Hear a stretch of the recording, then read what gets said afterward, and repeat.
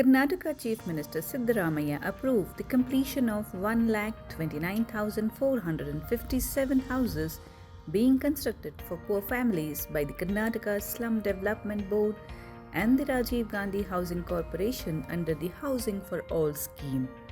The government will bear the beneficiary contribution and provide financial assistance in phases to complete these houses. During a progress review meeting of the Housing Department held at the Chief Minister's Home Office, Krishna, CM Siddaramaiah instructed Finance Department officials to assess the financial requirements for the different stages of the construction of these houses. He directed them to determine the maximum possible funding for this year and the required amount for the next year.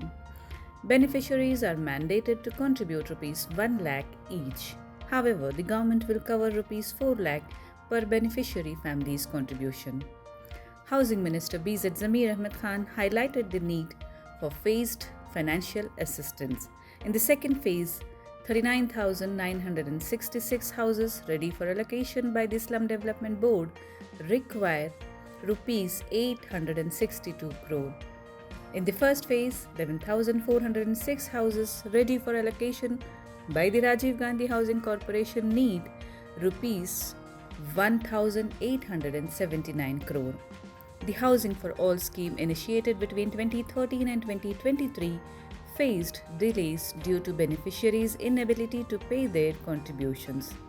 Addressing this issue, the government has now decided to cover Rs 4 lakh of each beneficiary family's contribution, as highlighted by Housing Minister Zamir Ahmed Khan.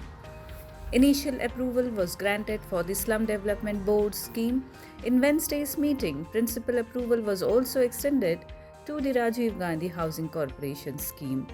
The meeting was attended by Additional Chief Secretary of the Finance Department, Atif, the Chief Minister's Political Secretary, Nasir Ahmed, Housing Board President, Shivalinge Gowda, Slum Development Board President, Prasad Abbayya, Department Secretary, Naveen Raj Singh, Kavita Mannikeri and Sushilamma.